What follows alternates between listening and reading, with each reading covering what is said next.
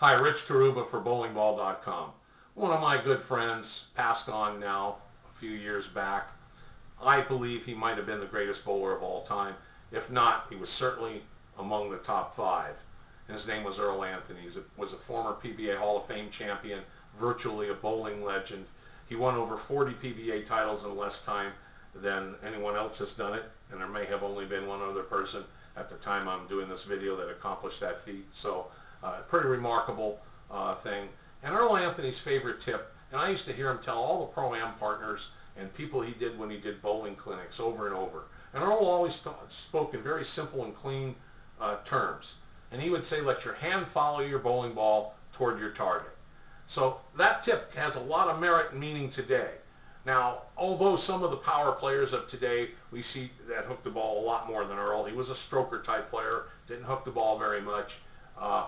But most of the players we see today that are power players, they'll drop their bowling shoulder, their shoulder will open and close, they'll have a wide delivery angle to the break point. So sometimes, although right at the moment their hand releases the ball, their hand is moving to their sighting target on the lane. But the follow through may appear to go a little inside that sighting target because of their open shoulders and open hips so far. If they followed through out to the outside edge of their bowling shoulder and their hips and shoulders were that far open, they'd probably deliver the ball on the channel. So you have to look carefully when you see the power players. But virtually everyone else, the strokers, the in-between type players, even today, as much as these bowling balls can hook today, most of you will benefit when you release the ball to continue your bowling hand moving toward your sighting target. And if you do that, you won't pull the ball offline as easily when you release it. When you say offline, we talk about a path from the delivery of the ball on the approach floor when it first comes off your hand, down the lane to your sighting target, and then the path will continue down. It'll make a transition or a hook in the mid lane, and again from the break point to the pocket.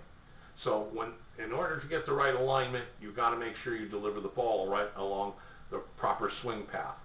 And letting your hand follow the ball toward your target is a doggone good tip for most of you bowlers out there, particularly when you're shooting spares, and not follow through obscurely right or left, depending on the case, trying to force the ball to get over to a spare.